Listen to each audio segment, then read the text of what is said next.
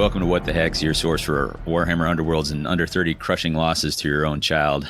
I'm your host, Davy, and with me I have a special guest, Val. Val, how are you? I'm crushed by my child. Yeah, tell me about it.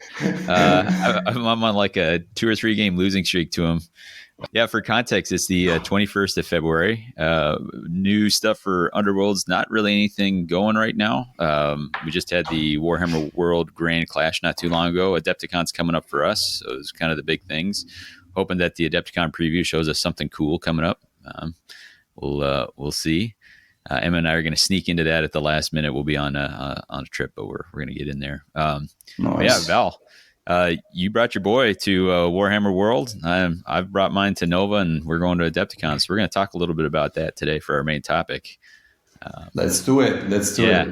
Before we get to that, some quick community shout-outs. I wanted to mention you were at the Grand Clash, which was you earned a ticket there, yeah? Yes. Yeah, but the top of the pile was Volomir. That's his artist name, I guess. He was running Grimwatch, and you can see a whole interview with him over on. My Spanish is not good enough to know whether I should be bleeping this. Critico Y Culo, but sounds pretty good, pretty critical and culo. So, well, I think culo means something else.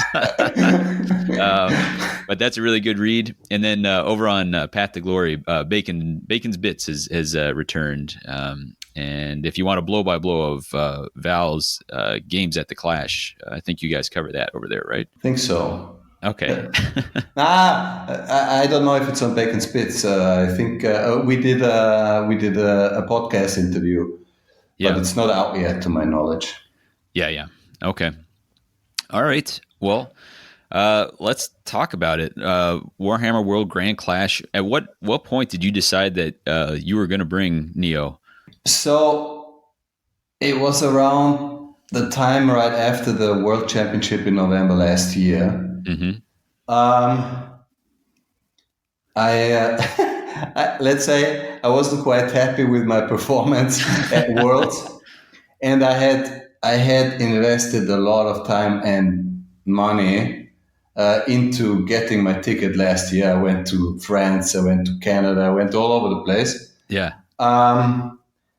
But I said next year, so from that perspective, from that point in time, I said, okay, 2025, I'm not going to do all that. Yeah. I'm not sure how much I'm going to invest in the game. Maybe I'm just going to play casually. And then the tournament was announced. It was not announced that it was a golden ticket tournament. Okay. So I thought, okay, I'm still in the game, and I've been telling Neo about Warhammer World, the exhibition there of all the painted models, of the tournaments there, of the glass trophies, the Bugmans.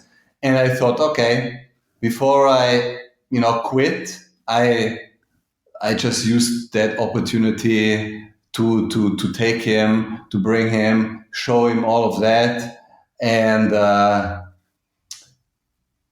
so I got the 2 tickets. Yeah. That was end of November last year. So that's how, that answers the question, I guess. Yeah. Well, and that wasn't the first time he's ever played. It's the first time for an event that size, but he played like you. I think I remember you talking about him kind of playing in some of the local events in first edition. Maybe you did like a in-house thing or something like that. Yeah. I had, from time to time I run a small event. It's always called Straight Out of Shadespire Home Edition. Yeah. I think we had 4 or 5. Yeah, because during the lockdown, I ran a series of more than 2,000 webcam tournaments. They were called Straight Out of Shadespire, 1 to 25, 26, 27. Yeah.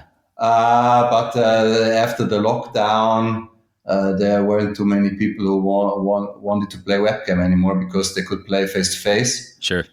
But I wanted to continue the tradition a little bit, so now I'm doing it at home here with a local scene.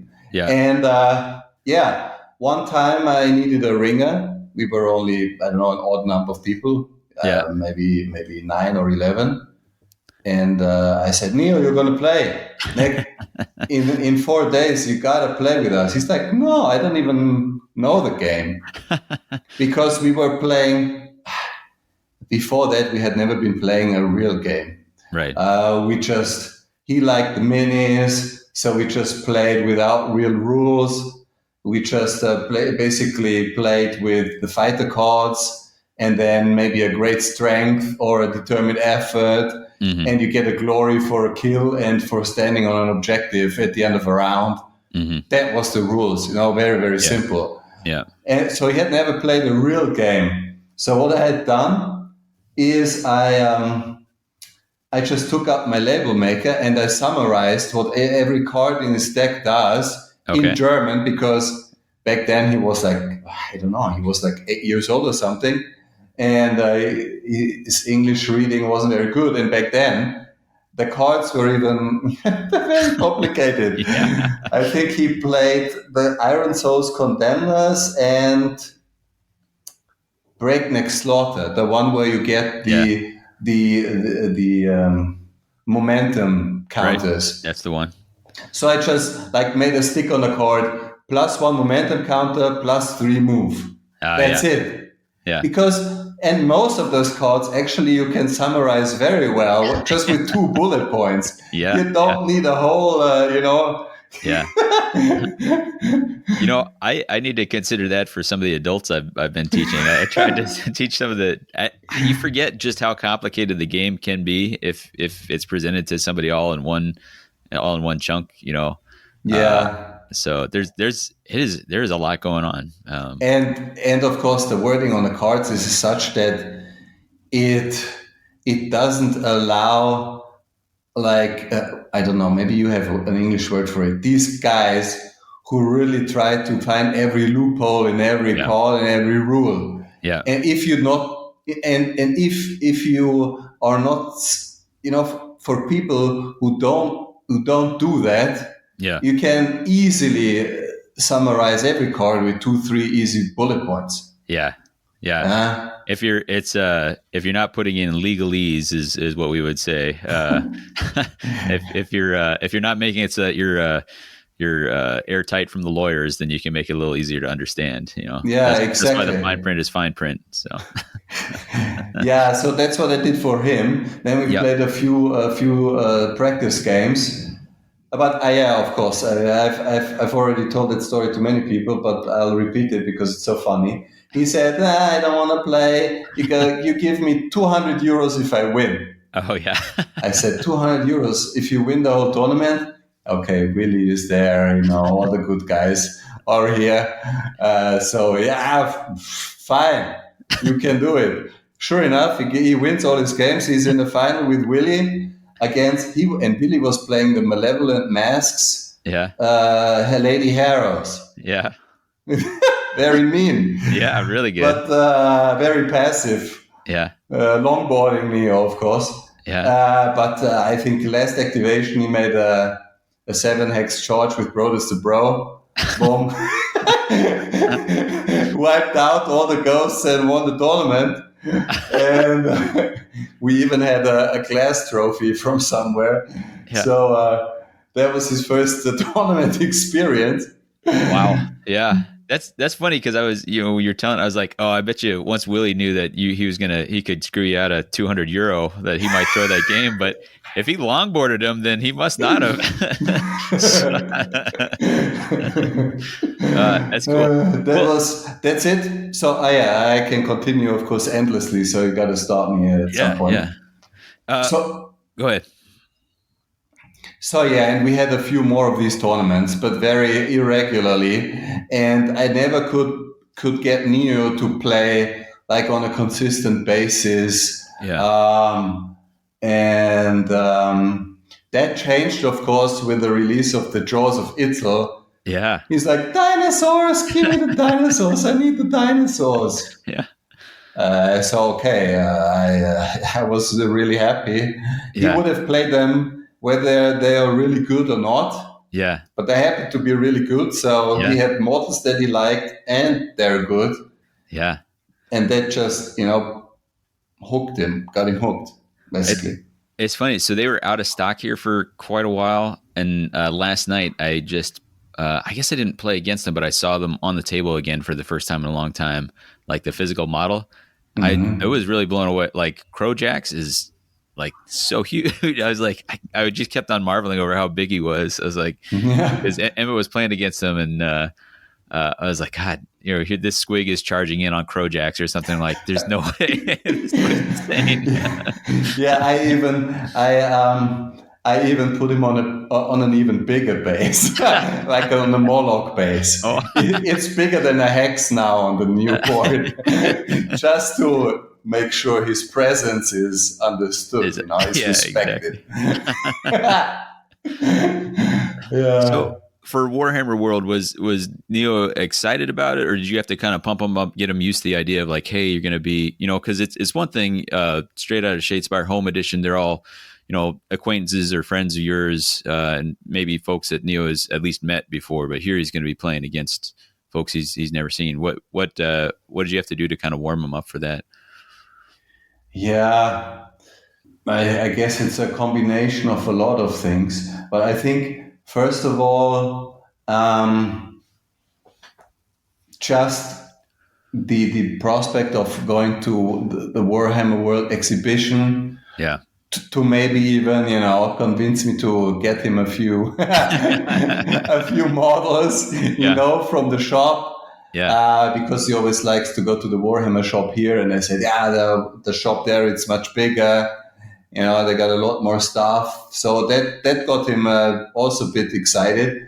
And I don't know how he really felt about going in there and playing against a lot of people. But maybe he wasn't really imagining, or he didn't really have a clear image of how it's gonna be, because you walk in there, it's a massive hall that is, it's got banners hanging and like a castle kind of background and huge tables. And when we play a tournament here, we just put two tables next to each other and right, play. Exactly. And he never even played at a local store or a smaller event at a hotel. I don't think he knew didn't know what he was in for. what he was in for, actually. He just knew, okay, he gets to maybe skip a day of school and have a fun weekend with me. And his motivation, he was never like, oh, when do we go? He was always more reserved and passive. And his mood always changed with how the practice games go. Like, we started out playing. I made him his deck with, back then it was the Cataclysm and the Reckless Fury. Before it got nerfed. Oh, that was a really strong combination. And he was always playing the Jaws, and I was playing a different warband every game. Mm-hmm. Just to, first of all, find something for myself, because I didn't know anymore what was good and was not. And also to expose him to all the different things that his opponents might put on the table. And you saw me post pictures of how we were playing. And I managed to keep his mood up by losing. But the thing is this: I told myself I was letting him win, but whenever I said, now I'm going to play seriously, he still beat my ass. But his mood changed a bit when the Reckless Fury got nerfed and we had to change. He was really bummed out. But so it was, like, he lost 3 games in a row, just 2 weeks, or a bunch of games in a row, just like maybe 10 days before we were supposed to go. He was like, no, I'm not going. I hate this. Why did I have to nerf my deck? Stupid Blazing Assault. I want, I want utter Utter ignorance. ignorance. Yeah. It Oh my was gosh. so nice. Why did they have to nerf it? I don't understand it. If it's so good, everybody can just take it, then it's fair again. Oh. You know? And then you sat him down and said, "Son, let me tell you a story about World Championships of Warhammer. The things I saw there." Yeah. Yeah, exactly. No, but so the thing was, of course, that I never pushed him to do anything. Mm-hmm. So I thought, okay, I will just, let him cool down for a few days or a week, how long it takes. Yeah. And then he got around and said, okay, fine, I will go with you, but then I'll never play the game again. And I said, okay, let's do that. Doesn't matter how it goes. We just go there. We have fun. Yeah. And it will be all right. I mean, Yeah. that's just what I told him. Yeah. I mean, I didn't know whether or not it's gonna be all right. Right. Exactly. Yeah. I remember, kind of a similar thing where, like you said, you walk into that big hall, I was like, I'm gonna lose sight of you. And our rounds at Nova were so tight that I don't have any time to like get up and go see if you're doing okay. So I just have to trust, that you've got the tools to kind of get through it, and trust in the goodwill of the other players and community to, understand and help out, and all that happened for us. I think for us, especially, it helped that, we had several days beforehand in Washington, D.C., where we got to play games, with the Battle Mallet crew. And that got him used to like, hey, here are some adults that you've not met before, but they'll treat you kindly, treat you, with respect, and like someone who deserves to be at the table and play a game. And I think that kind of helped get his confidence under him for when he then went and actually did the pedal to the metal. Let's try and finish all our games in 90 minutes sort of thing. So, yeah. Oh, you had 90 minutes for a game. Yeah. For a best of one. No, for best of three. Oh, that's tight, man. Yeah. Yeah.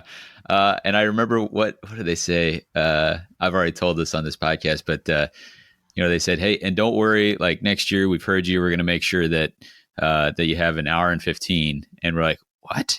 What are you talking about? And I think they meant like 2 hours and 15. Whatever they said was not what they meant, but they were trying to reassure us that next year at Nova there'd be more time. They actually said there was going to be less. It's like, that is not confidence building at all. It was a lot. It was moving quick. Some people got through them, but you're definitely shooting for your 2-0 if you could, just so you'd have a little breathing room. Yeah. Yeah, Nottingham was not a best of three. It was just 3 best of ones on the first day in the Bugman's Clash, and then it was 6 best of one in the big Grand Clash on Saturday. Okay. So how we did it? We actually left on Thursday afternoon already. Took the plane to Nottingham. We stayed at the hotel. we were just eating cup noodles and chips, watching WrestleMania on the TV. That's good prep. Yeah, it was good. It helped me also a lot because I'm usually very, very anxious and nervous before tournaments. Yeah. I have to admit that, but having him there and him like what, and us just having a good time watching that stuff. He's I don't know, doing an elbow drop on me. It doesn't leave me much time to be like, oh shit, what should I do with my deck? I hope my deck is good. I hope I don't see this or this kind of stuff that goes on in my head all the time before a tournament. So he helped distract me a lot from that. There's good value in that. I was thinking about that where, this year kind of the same. I didn't play at the World Championships, but it was just kind of, such a big blowout thing for me. Like I've said it before, but like you were kind of my relief on that first day where I was like just stressed about whether I was going to get everything together in time. You looked stressed, man. Yeah, yeah. And you're like, hey, why don't we have a coffee? And I was like, that's actually probably a good idea. Let's go up. But, I thought you were stressed out because of me. Yeah, I thought, oh God, he needs. I thought he's thinking, oh, I need to set all this stuff up, and this German guy just keeps talking. I mean, I was thinking I got to set all this stuff up, but it was not. But this German guy keeps talking. But I don't know how. Like I don't. There's just a couple things I can do, and anyway. So it was a really cool thing, but it was such a exhausting piece. I was like, I might just like take it a little easy this year, and just kind of Emmett and I will do what, just make sure we're having fun with it. And the thing is, like, that feeling more relaxed about the games is pretty valuable, like having that, like you said, the distraction or the calming effect or something to like kind of take your mind out of those loops of being stressed out about the things that you might normally be spinning out about. So. Yeah, and actually, let me then finish the whole story first, and then maybe we can talk about this stuff. Sure.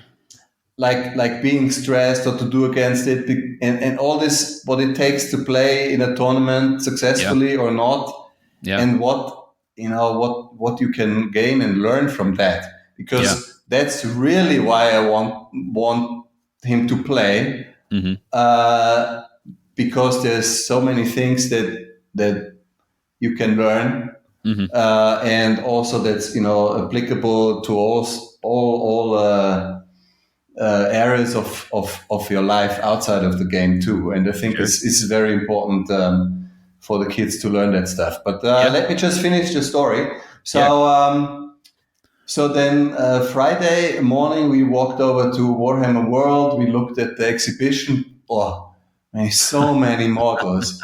It's tens of thousands of models, and I get a headache after like half an hour, because you don't know where to look first, and you can't see everything because it's just too much. Too much. Yeah. It's just too much.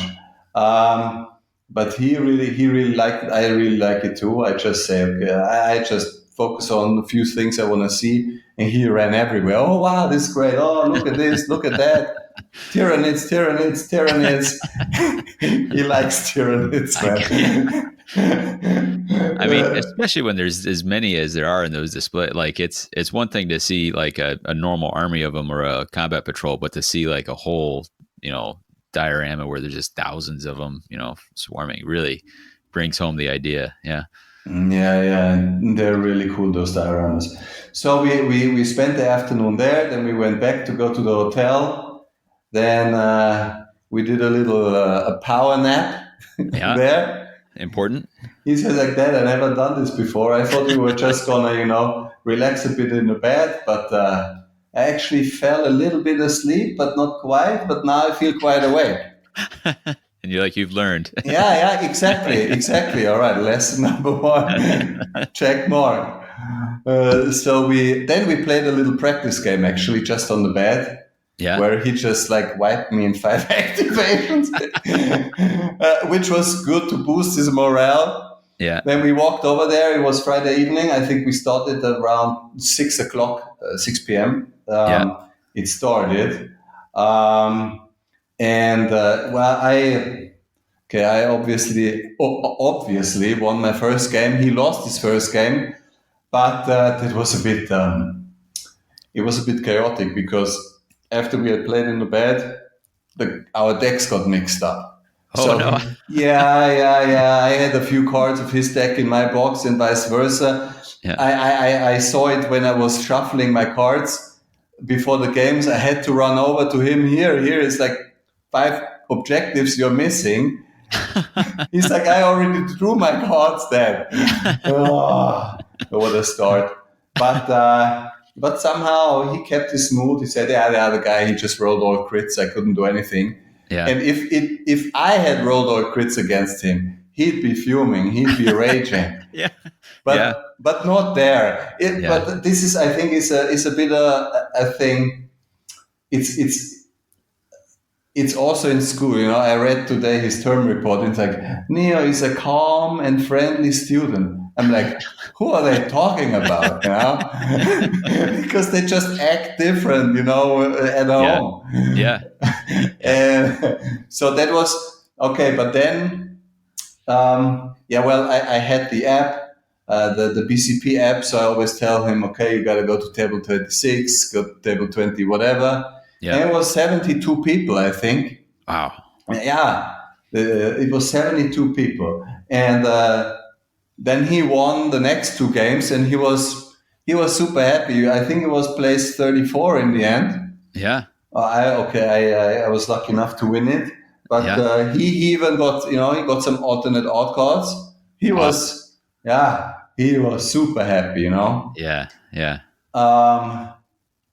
We went home to the hotel, watched some more wrestling, of course, ate some more cup noodles, because it was already 10 p.m. by that time. Yeah. Couldn't get anything anymore. Yeah. And I thought, okay, this went pretty well, but tomorrow is the whole day. It's from like 10 a.m. to 7 or 8 p.m. Yeah. Bam, bam, bam, bam, bam. Many more people, much more stressful. I don't know if he has the stamina to go through that, because he never played more than 4 games, or 3 or 4 games in a row. Mm-hmm. But it went very well for him. He after every game he came to me. He told me the story. His daddy, I won. His first game he won, and he was always finished before I was finished. So I'm like here. I'm like sweating. I'm like, damn it, man. Because I'm not kidding. There was no easy game in the Friday Bugman's Clash. There were 2 easy games and 1 really difficult game, but every game was just a grind. It came down to the last few activations. I was always playing against these pillage and plunder, countdown to cataclysm, Emberstone Sentinels. These 3 decks, always a combination of these. Yeah. Oh my God. And then I was sitting there and was sweating bullets, and then he's coming over, Daddy, I won. And that made me super happy, Yeah. It really, it made me, okay, I wasn't worrying about him anymore after the first game. Yeah. And it made me super happy, and it relieved some of my stress as well. He was even high in the ranking, after the game 1 than I was, because he had just blown his opponent out of the water. Yeah. Well, I won by like 2 glories or something. Then he lost his second game, but then he won another 3 games. Wow. Yeah. And then he lost his last game. Okay. But the 2 games he lost were against Daniel Davis Mendoza, I think his last name. He was 5th at Worlds in November. Oh yeah. Yeah, and he was like, "Oh, Daddy, it's your fault I lost the game." Because I charged him with hidden 8. I rolled 2 single supports. Yeah. And then he says, "Yeah, sorry, single support only works when you're adjacent." And I thought I'd just get it for every attack. And I had Wings of War and the +1 move card, and I didn't play it because I didn't think I needed it. So it's your fault. But he wasn't mad. He was just this I could have won. Yeah. This positive kind of loss where you're like, oh, I'm so stupid. Not like, oh man, I was so unlucky and it was so unfair. It was like, oh, I could have won if I had just moved 1 more X or something Yeah, and that's Emmett. That's what will get to him. He doesn't mind losing so much, but it's if he thinks he made an error, where he's like, oh, if I just done this one thing different, then I could have had, and it might be the difference between like him losing by 2 or losing by 5 or something like that. that bothers him more if he misses something like that than if he like lost because of a dice roll or something like Yeah, that. but with Neo, it's the different. It's the other way around. He rages when he loses 2 dice, but he's okay if he loses, for an error Yeah. that he could have. So he know, because if his luck is bad, he didn't have a chance, and that's what he thinks is unfair. Yeah. But if he knows he had a chance, he just misplayed, then he's okay with it. Yeah. And then the last game, he also played against a very good guy who I also played against in my second last game. Also, Dan Knight was called. He was playing Thundrix Profiteers with the anti draw stack. Anti-draw stack. He longboarded me. So longboard mean, the put it on is it on the 9s? Yeah. Where you have the whole strip of neutral territory in the middle, not just those islands. Yep. He longboards me. He like shoots from 4 hexes away, pushes my Crojax back, then plays the Violent Blast to push me 1 more back, and that's only activation 1, And but Neo, he said, I could have won 2, but I had the Great Fortitude in my hand, and I didn't play it, and then he shot me with 1 damage, and then my Crojax died. If I had played the Great Fortitude, I would have at least had a chance to win. But he wasn't mad at all. He was just he was really, really happy, That's great. Yeah. And of course he extorted some Tyranid models from me as well, So yeah, and and I was of course also lucky enough to win all my games, get the golden ticket, including the travel costs. Yeah. And it was just the most amazing weekend, really. Then after that, we went to dinner with the Agents of Sigmar. Oh, awesome. And with Gerard, the professor. Yeah. And with Martin, don't know if you know him. Martin Hingham, he is always on Vessel. And the Godsworn gamer. And, And so I got to meet all those guys. He got to meet, Nick Payton. Oh, wow. Knows him personally now because Neo is this small kid. He stands out from the crowd, of course. Yeah. And we took a bunch of pictures also. And all in all, it was the perfect weekend, really. I was gonna say, I don't think you could have written it up any better. Go and Neo has fun, and you get your ticket, and you guys have a good weekend of it. Like that's perfect. Now the pressure's off for the year too. You got your airfare. You don't have to jet set all over the world to get to world. Yeah, this is that's the beautiful thing. I didn't expect to get it. I didn't even know that there was going to be one until a few days before, because they hadn't announced it. Yeah. And this time it feels like I earned it. Yeah. And now I have the whole year to play whatever silly stuff I want, I'm playing the Beast Grabbers with Edge of the Knife now. Yeah. It's yesterday I played against a friend. He played the Vampires with the Ember God Sentinels, and it was really, really, really good matches. Oh, cool. And I can just play around now. There's no pressure until the World Team Championship in July. Right. You going? Yeah. I'm captain of Team Netherlands. All right. Well, we got a pretty serious team together. Of course, Willie is on it and 3 other good guys. Yeah. And I'm trying to convince Neo to join us as well as a 6th player, as the coach officially. That'd be awesome. Yeah, that'd be awesome.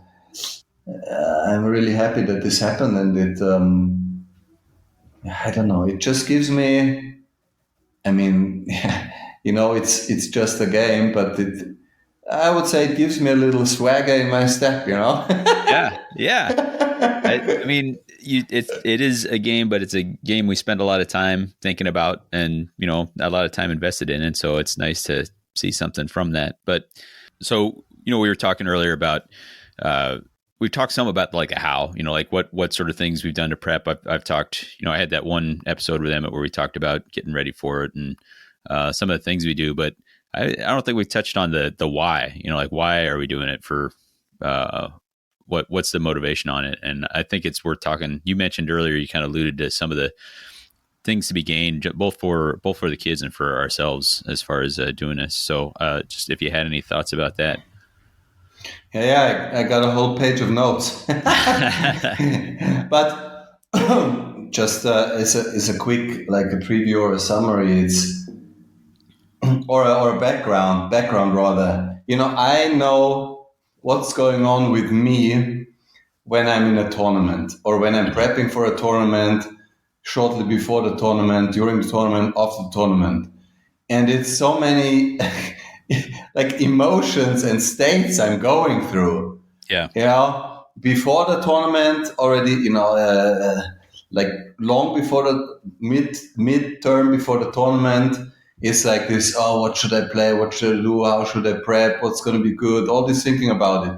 But then also painting my stuff up, finishing it in time. That's also something. No, am I going to finish in time? I need to make a little plan how to do that. But then also shortly before the tournament, like the night before, I can't sleep. I'm really nervous. Like my stomach is in knots. I'm tossing and turning in the bed, and it gets worse and worse as it gets closer to the tournament. Like just before the first game, I'm feeling my wrists are cold, but I'm sweating somehow.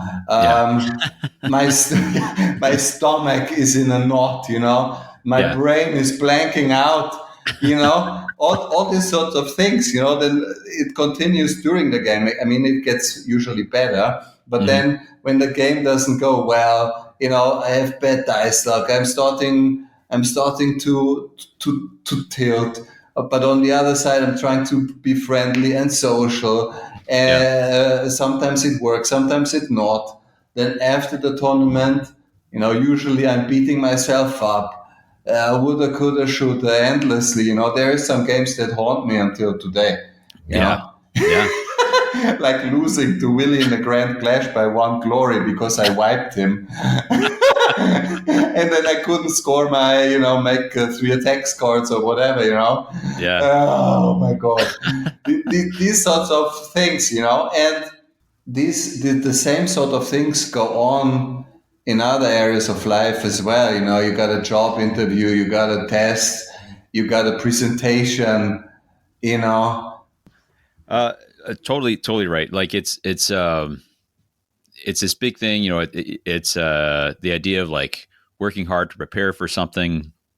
And then nothing is ever going to go according to plan. Like you have to, they get practice encountering these setbacks and disappointments and hardships. And then this idea of like, one thing we talk up a lot is the community, and then just seeing what it's like to kind of be a part of that as well, to kind of be, because it's especially now, my kids are 11 and 12 and they're at the age where, for many years it's the home is where they're very comfortable, but in not too many more years, they're going to need to be comfortable outside the home too. And so this is a way to kind of, hey, look, there's whatever it is you like to do. There's people out there who do that same thing. And like you said, it's this doing that and getting to do it, side by side together and kind of share the experience. Like, here's what happened to me. Here's what happened to you. Like that all kind of gives them the idea of a taste of what it feels like to, kind of start to do some more things on your own, but just with like a little bit of the guardrails, the guidance with us being right there. So yeah, I don't know that I ever thought it as explicitly in those terms until you were talking about it there. But yeah, to try really hard for something and recognize that, in your case, like you got the ticket, on that first day, you won all your games on actually probably the whole weekend, right? Yeah. But the reality is that's a rarity, and to be okay with to be okay with incremental improvements. Most of the time you go to do something, it's very unlikely you're going to be the best at it. And so to recognize that there is value in the striving for improvement, in the working hard to be better at something, and being finding worth in that, even if it doesn't bring you out as the number one or on top or anything like that. That's a pretty valuable lesson, I think. Yeah, especially dealing with setbacks or with things that don't work out. Because I don't always come back, with a golden ticket. Yeah. And then, what do you do? If you come back or if you lose, I'm having difficulties. As I said, I get into these infinite loops of woulda, coulda, shoulda, and but what I'm trying to do is, I just say, okay. So what I keep trying, what I try to do, not always successfully, of course, is just say, okay, what am I going to do to avoid this situation next time? But if it still happens, I'm going to do this, this, and this. And now it's end of story, and I'm not going to think about it anymore. Yeah. This kinds of things. Yeah, well, it's a skill to learn to handle disappointment. It happens. Sometimes everything goes great, but knowing how to handle that disappointment and move on from it without self-destructing is pretty important. If you burn everything down around you every time things don't go your way, it's gonna be a tough going in a lot of things in life. So. I think because I can remember one guy in our local scene. We were playing at our local store, and he played full aggro, and the dice didn't work out. Yeah. And then, I don't know, between games, we were like, where is the guy? He's not here anymore, Just stormed out. he just left, and then he's like, he's writing in our WhatsApp group. He's like, I'm done with this game, boom, and then he's out. Yeah. Guy we knew for years, and he's out. Wow. Yeah. And I've been, let's say I do the occasional rage quit. I've been known for to enjoy the occasional rage quit. Yeah. But this is the kind of thing, and I see it with Neo. We played a game just like 5 days ago. With his jaws against the beast grabbers, and the beast grabbers, they be grabbing beasts. And Neo was unlucky, really. He didn't roll a single shield in the entire game. Yeah. A single one, not one. He still only lost by one glory, but he's like, I'm so unlucky, I'll never play this again. He said, come on. He's like, no, for at least 2 weeks, I'm not going to play anymore. It's 2 weeks, no Warhammer, he said. Yeah. And then, after 2 days, he's like, come on, I'll take you on. So the interval gets shorter, Yeah. Well, even if, because even the 2 weeks, it was not that I'm never playing again. It's, hey, I need 2 weeks off. I need to, and sometimes that's the right thing too, is like, hey, I'm not in a headspace for this, knowing when you got to like, all right, I'll take a break. I'll come back to it with a clearer head. But yeah. Like you said, improvements. So. And because I just said, I was thinking of quitting myself many times, or almost did it, or I temporarily did it. But I always came back, because that's exactly, if it enrages me so much, and if it makes me do all the wrong reactions, and react in the wrong way, then that's clearly what I need to do more often, I mean, not raging, but Yeah. exposing myself to those situations more often, not less often. Mm-hmm. So I can at least, well, if not overcome completely, but at least, get better at handling myself in these kind of situations. Yeah. And sometimes it works out and sometimes it doesn't. Yeah. But I think it's getting better because in Nottingham, Yeah. I thought I was shaking and I was nervous, Yeah. but actually I'm compared to other people, I've got so much experience now. Yeah. I'm relaxed compared to other people. I Yeah. see them, they're shaking, they're fidgeting, the cards fall out of the hand, Yeah. the dice drop off the table, and I see that's how I was, Yeah. and that's Yeah. how I still feel partly every time, but I'm not that bad anymore. Right. Yeah. I mean, and then it's not just that, but it's also like doing that and then having that conversation, like I'll do that with my kids where like, hey, I think locally, I took a loss to, this is back in first, I took a loss to Paven with the siren eyes that stand in the back of the board and just shoot you. And I got pretty salty by the end. I was like, I had to play everything perfectly and get good dice to like have a chance. And like, I didn't, and I was like, but I talked to him. I was like, hey, look, that wasn't fair to him.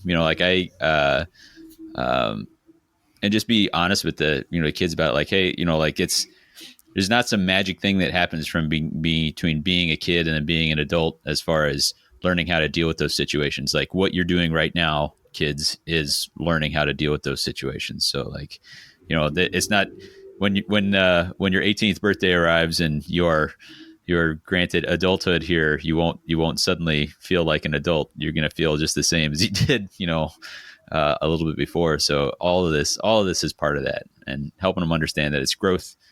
I think it's important for them to see growth even from their adults in their life, like that you continue to grow throughout your life. Yeah, absolutely. I mean, what you just said really struck home with me now, because I always say, that people don't get better at things by getting older. They're getting better at things by doing the things, And Yeah. I see other parents. I mean, everybody can do the parenting how they want, of course. I'm not going to interfere. But I see parents, they never expose their kids to anything. Don't play with this. Don't climb on top of the tree. Don't do this. Don't do that. Don't use the knife, whatever, But they're not going to be 18, as you just said, and all of a sudden they can handle a knife and climb a tree. Yeah. Yeah. Yeah. Yeah. Yeah. My daughter has climbed a tree or two. I almost, I don't want her to fall, but she's at the point now. I'm like, I kind of need you to fall, like, and get a little bit hurt because, you could use a little bit of fear in you, but, yeah, I know what you mean. Yeah. And then, I mean, it's a bit difficult. Neo is still young, and also your boy, to actually, make them aware of these things, so they observe themselves and correct themselves. That's a bit difficult still, of course. Yeah. But you just have to plant a bit the seeds, because I know I had to learn this stuff the hard way when I was already in my 20s. Mm-hmm.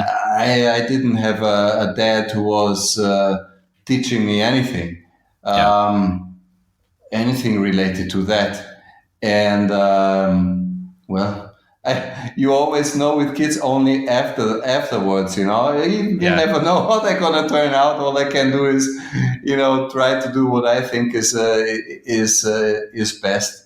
And and so far it works. But yeah. I think of the things that I've kind of adjusted, like, I didn't get that, I'm going to make sure. And then I wonder, what things will my kids be like, Dad, he really missed the boat on this one. Like like I I like you guys gotta at some point just write me a letter or something. Let me know like, hey, you could have done, like I need to know. But yeah, Mm. everyone's always figuring it out. So it's yeah, it's good. But besides everything else, it's just it's shared time together. It's shared experience, and kind of showing the value of that too. Like doing something together. With my daughter, she didn't take to Underworlds, but we do other things together. We That's do. bad parenting, man. I tried. I gave her. What did I give her? I think I gave her Iron Souls because the leader there is Gwendolyn, a female, and let her kill a bunch of ghouls with them, and she enjoyed that, but she didn't want to go much beyond the I'll just roll some dice and smash some things. But Mm. yeah, Yeah, with my daughter, she's 14, so she's 5 years older than Neo. yeah. She actually got involved first because when I started to play 5 years ago, I got the Authorities Guardians, and she's like, "What? I like them." Yeah. And so I let her paint my Guardians, and actually, she won the the yearly local Warhammer store painting competition for the Youngbloods. Oh wow. Yeah, actually, 1 year with the Authorities Guardians, and the next year with the Soul Ray. the naked dwarfs. Chosen axes. With the All right. chosen axes, she painted them all up. But then she said, "Okay, now I won this 2 years in a row. That's the pinnacle. I got nothing else to prove. I quit." Go out on top.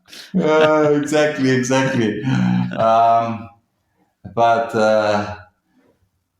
yeah,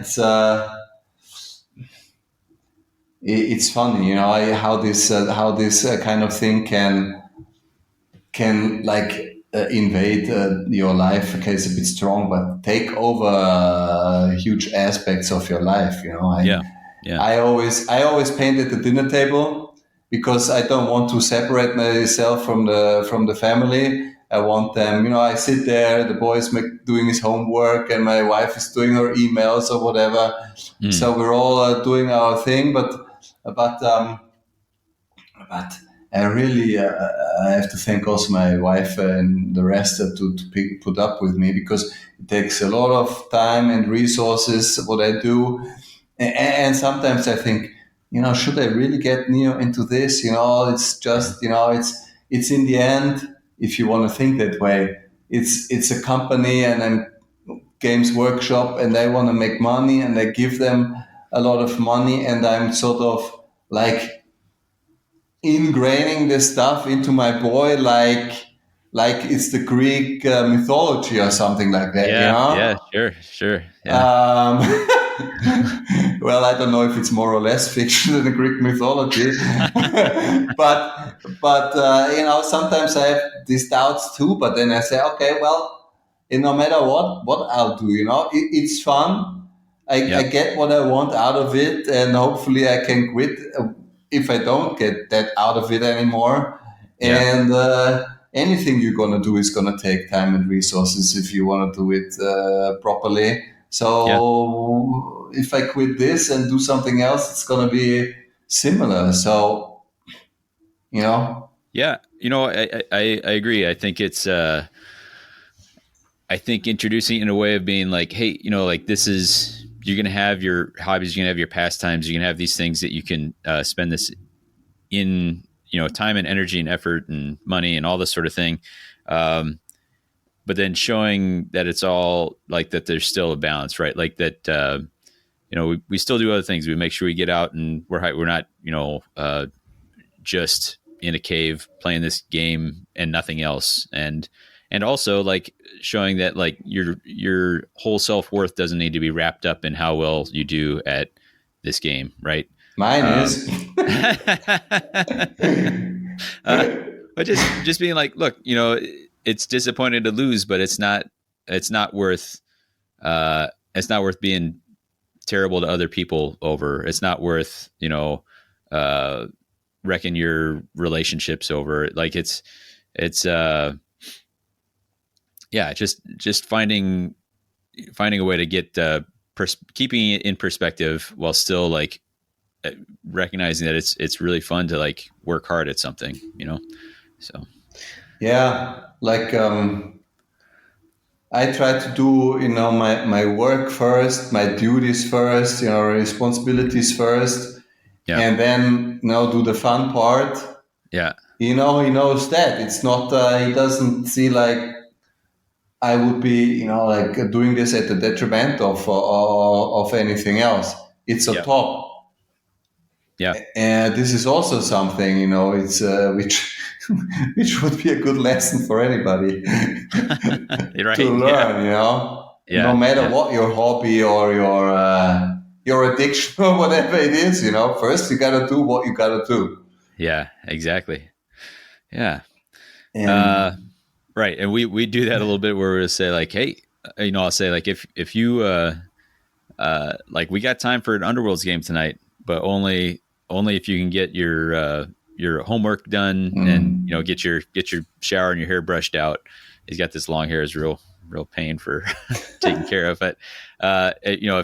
If you take care of those things, within the next 45 minutes, we have time for a game.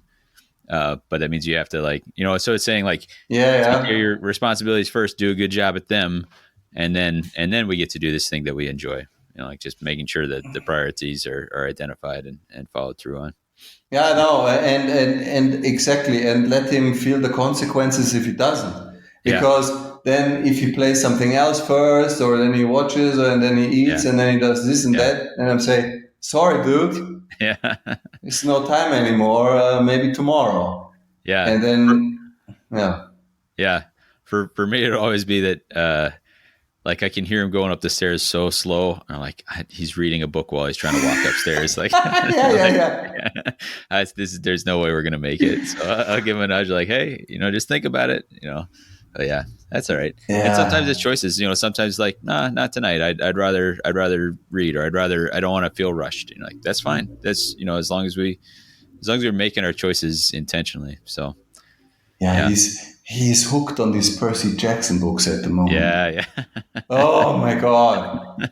He's just, he's walking down in the morning with a book in his hand. He's eating it during breakfast. He's Yeah. he's taking the book to school to read in a break. He's coming home. He will read it, and I mean, I'm fine with it. Yeah. I find it great that he has the patience to read these long books, and like there's like I don't know 100 of them or Yeah. half a dozen or something, and that I find it good because not many people can do that nowadays anymore. I think to Yeah. sit down and read a book, Yeah. but Yeah. It's a good reminder. and just one thing, maybe sorry if there's not a smooth transition, No, go but for it. also, one thing why I kept, at least last year, kept trying to the World Championship is also to show my kids that people who do World Championships are people like you and me, Yeah, sure. That's a And great point. of course, I mean, you can't compare a Warhammer World Championship with the Olympics or football, Yeah. soccer World Cup, but Yeah. still, it's just people who who love to do something, who put a lot of time and energy into it, and they're Yeah. normal people. They're not some stars or some Yeah. bigger than life persons or whatever. It's just it's not it's humans. Yeah. Yeah. It's a really good point. And they're all around you, like we recently had a terrible ice storm here with, there were people falling all over the city. I work on the fire department. So, that day I was on the ambulance and we were picking up a woman who had just been coming out of like a rec center. And, I asked, what was going on? Like, oh, you went out in this ice storm. She said, yeah, well, I made it, I was going to the senior Olympics for ping pong. I was like, oh, it's amazing, because you look at her and it's a person who's in their 70s, and but that's a person you wouldn't have looked at twice on the street, but she's going to the she's trying to be the best in the world at the senior ping pong or something. Like it's exactly that, right? Like it's all around, it's cool. I think Yeah. she could probably beat my ass at ping pong any day. I'm sure she could beat me. I am. Yeah, there's a game I've rage quit before. Ping Yeah, pong? yeah. When my sister beat me. Ah. Yeah, Yeah, no, getting beaten by a sister, that's yeah. that's the only really legitimate reason for rage quitting. Because isn't she your younger sister? Yeah, yeah. I'm the oldest of Yeah, four, well, so yeah, that's yeah. Not that I'm still thinking about it or anything. So no, of course not. yeah. Well, Cool. yeah. Anything else? No, I just I appreciate getting a chance to talk about it. We saw that you and we knew you and Neo had been training up, and then we saw you done well, and we're like, it'd be great to get a chance to talk to you. And I know that you talked to Path to Glory, and so we're looking what angle can we take that's different. I'm really glad we got a chance to do this, because we're not the only folks who got kids out there who are dabbling or interested in playing, and this can apply. Obviously we're in Warhammer Underworld's cast, but there's all kinds of games or activities, and just kind of the value of finding a way to enjoy the hobby that you enjoy, but also like make it part of your family as well. Is very fortunate to have been able to do that so far, I would say. Yeah, I feel the same. It's wonderful to share something Yeah. with a son. Maybe Yeah. people who don't have kids can't relate, but it's just the best feeling in the world to have this little body and Yeah. do something together with him. Yeah. Really, and it's just as a maybe a finishing thing, or maybe you want to talk about something else. But it was also a good idea actually to play the same warband. He Yeah. had the Yeah. choice, I had the Good point. choice, and because then we talked to each other about the games afterwards, and we kind of are in the same situation. Like he comes to me, oh, I was in this game, and he attacks me, and he has one success, and I have one dice, and I'm like, really, please shield, please give me a shield, please give me a shield, and yeah, exactly, that's exactly the same thing. Yeah. I go through every time, Yeah. Yeah. That's we had to. I finally caved in because we've been playing where we'll just split what we have. We have one copy of everything. We just split that, and finally, because he's been running Zarbag's Gits for such a long time, so he has Pillage and Plunder and Countdown to Cataclysm. And finally, I was like, I need a copy of one of those for myself. Like I can't, like Yeah. all the builds, almost all the builds out there are using one or both of those. Like I keep trying to build these crazy decks that are, Rack and Ruin and Edge of the Knife. And I'm like, it's goofy. It's not very good. So yeah, last night I finally caved in. I'm like, we're gonna have to get another set so we can both use some of these. But yeah, because were you guys the exact same deck, by the way? Or No. okay, We had two power chords difference. uh, He had Wings of War and Total Collapse, and yeah, I had Counter Charge and Violent Blast, okay, because Wings of War and Total Collapse, they're easier, straightforward chords sure, for him to play. yeah, And for Violent Blast and the Counter Charge, you got a little setup, and you got to wait for the opportune moment.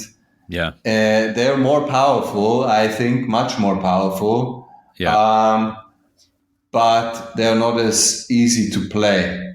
right. That makes sense. But the rest was completely the same.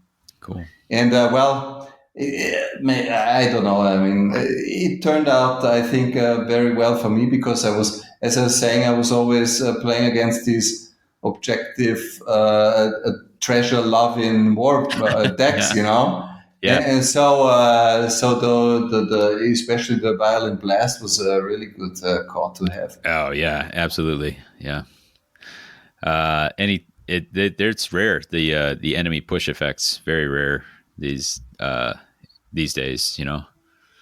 Yeah, very rare. Yeah. The Lure of Battle and Yeah. that one, Yeah. and that's basically and the confusion. Yeah. And that's basically it, unless you play the war, Rack and Ruin. And then And they have then to pick the they have to pick that also, and they are not going to pick that if no, they do not.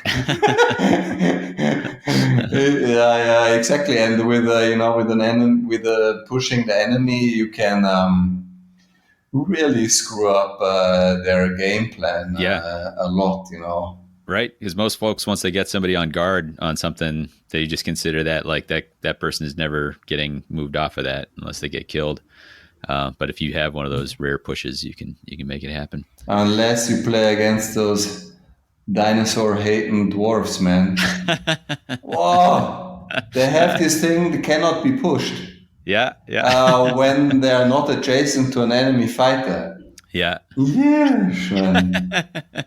I've got them painted up. Maybe I need to give them a spin. Yeah. You should check it. Check that deck. Yeah. I'm sure it's on Underworld's DB. Yeah. 10, I think the guy was in the top 10 for sure. Dan Knight.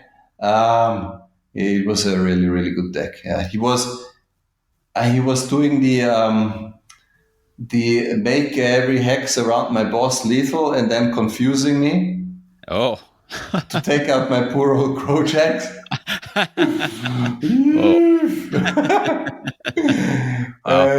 You don't get them off the treasure tokens that he's setting up all the way in his. So basically, he sets up. He longboards me. He puts both his tokens as far back as he can. Yeah. He has, I can only do 1 or 2 charges at the beginning. But I have to let him go first because he's hold objective and I need to have the last activation to get him off. Yeah. And so I let him go first. And as I said, he just charges onto the first objective, shoots Crowjacks, who is in the front. With his range 4, pushes me back, Violent Blast, 1 more back. And then he uses his thing where he can push one guy 3 hexes onto an objective, onto a treasure. So he takes the guy who's in his front also out of charge range. And then I can only reach him with my range 2 attack, but then I'm not adjacent, so I cannot push him off, drive him back off the objective either. Wow. And then he just shoot. Range attack, I can never inspire. It's really, I don't know how I won that game. Man. Well, Val, I'm going to give it one more chance. We got anything else we want to cover here, or should we wrap it up? I got just a bit of an announcement, if that's okay. Yeah, go for it. We have the Benelux Clash number 3 going on in a town near Rotterdam on 15th of June. Okay. It's going to be a 1-day event, and we're going to have a gold ticket. Okay. So I'm going to put the link. I'm going to give you the link. You put it in the show notes. Yep. We're still deciding a bit on the format. Maybe 4 best of 1, 5 best of 1, whatever. But that shouldn't. That'll be determined in time. It's still 4 months. But if you want to come, it'll be great. You can get your ticket. You can play against me, Willy, my son. You can show, who is really boss. I could just be talking smack here. And we can have one more person representing Netherlands, Belgium, Germany, Luxembourg, or maybe even UK. to go to Worlds. So get in touch with me or get on use that link that we're going to post and sign yourself up, and I'll see you in June. Sounds perfect. Yeah, we'll call it there. If you want to chat with us, Discord is a good place to do that. Val's on there. In many of the Discords, you just find him roaming around. You can email us whatthehexcast@gmail.com. If you want to find the rest of our content, including we now are putting out blog posts by one of our locals, Zach, has started writing. That's on our the Mortal Realms site, along with all the other stuff from the network. We're glad to be part of that. Appreciate them hosting us. Val, before we really sign off, you know what you got to do when you come on this podcast. Oh no! No, I forgot. Yeah. I forgot to read all the cards. I'm going to embarrass myself. I hope you know your deck pretty well. So my own deck. Oh my god. This is a quote that's not attributed to anybody. Okay. Actually is no realm for those unwilling to take the fight to the foe. Fight to the... Okay. Let me use my superpower deduction skills. So, fight to the foe. Yeah. That means it's got to be something for attacking. Yeah. For sure. Yeah. And to the foe doesn't mean he comes to you. It means you go to him. Oh, watch him cook, everybody. So I think it's got to be an attack in enemy territory, I think. What's in the deck there? It's got to be a search also, because it's not 3 attacks or something. It's take the fight to the foe. Yeah. What's it called? Amazing. Get stuck in. That's he got it. That's got to be it.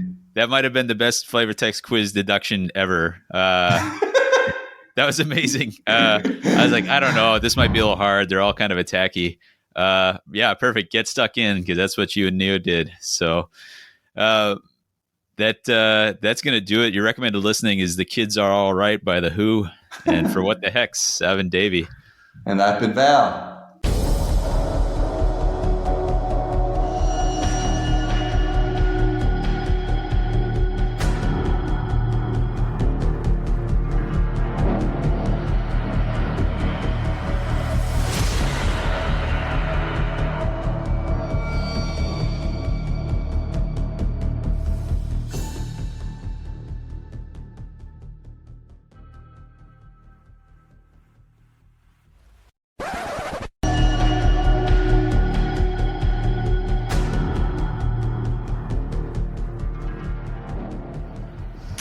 Welcome to your source for Warhammer Underworlds. In under 30 times, the student has become the master. I'm your host, Emmett. This is my guest, Neo. Hi, Neo. How are you? Good. How old are you? 10. I'm 11. How long have you been playing Warhammer Underworlds? The new version or the old one? Either one. Yeah, half year or something like that. 1 year. Which do you like better, first or second edition? Second edition. What is a change you like about second edition? Because the second edition is easier. And yeah, so the rules are easier as the first edition. I think one of the changes I like is also, like, it's somewhat simpler. Yeah. What's your favorite warband to play? The Jaws. Why do you like those? Because they just do damage and it's just easy to play them, like dinosaurs. I think my favorite warband is probably Zarbag's Gits, because there's so many of them. What's your favorite warband for, like, how it looks? You can say the same one. Also the Jaws. Makes sense. They look pretty cool. I think those are probably my favorite too. I heard you went to a recent event. Which event did you go to? The Grand Clash. Nice. in Nottingham. What deck build and warband combination did you take? I took the Jaws, and my deck was Countdown to Cataclysm and Blazing Assault. Nice. Why did you choose that deck? Because the Cataclysm is a pin deck, and the Jaws are inspiring when you pin your and Blazing Assault because I just like to do damage and Makes sense. so it's easier than other decks. Did you have like a favorite game or moment that happened? It was like 17-16 for my opponent, and he did a charge on an objective, and he was vulnerable. He attacked me with a melee weapon, and then I rolled a shield, so he died. And then I got one glory, and he was the only fighter that was on a treasure token, and then he died. So then then he didn't score anything. I also didn't score anything. So it was 18-18. My fighters had more bounties. Sounds really close. Yeah. How many times have you beaten your dad? 20 times. What's your favorite game that isn't Warhammer Underworlds? Wingspan. Cool. My favorite game is Unmatched. Okay. So it's kind of like a board game. So like you're moving around and you're like playing cards to attack each other. Yeah. There's like a lot of like fighters from Legends and stuff. Like there's Medusa or King Arthur. Well, thanks for coming on. Do you have anything else you want to say or ask? No, I don't. Your recommended listening for this episode is The Ancestor by Darlingside. For What the Hex, I've been Emmett. And I have been Neo.